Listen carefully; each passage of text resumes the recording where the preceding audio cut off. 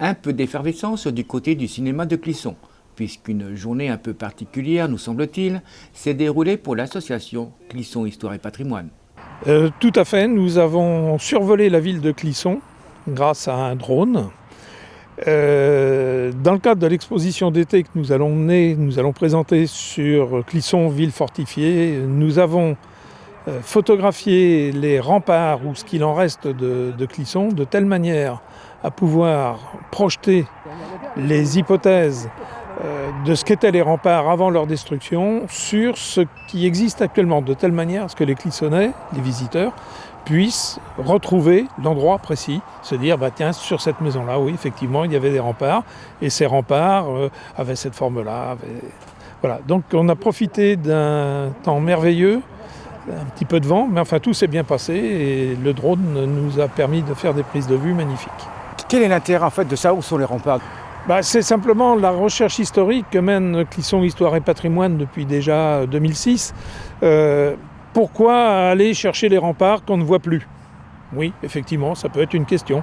Mais aussi, pourquoi pas? Toujours intéressant de savoir comment était la ville à l'époque et comment elle se présentait. Et comment est-ce que vous allez les reconstituer?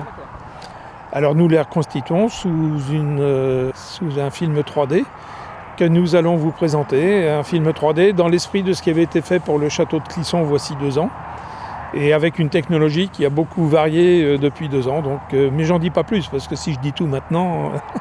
Voilà, encore 2-3 petites idées de ces 2 mois d'exposition.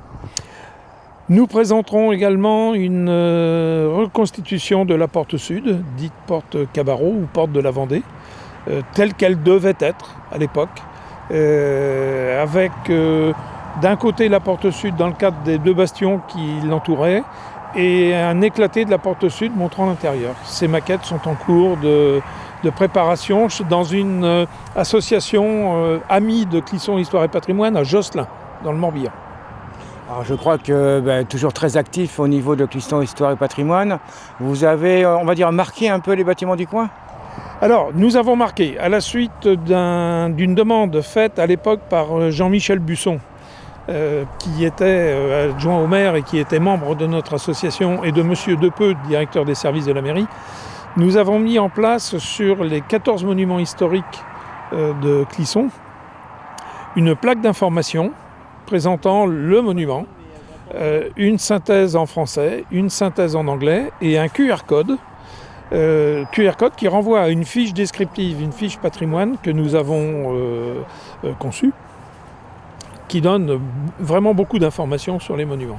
Donc il y a 14 monuments de Clisson qui sont maintenant dotés de cette plaque, et j'ai déjà vu pas mal de gens photographier les QR codes pour avoir les informations.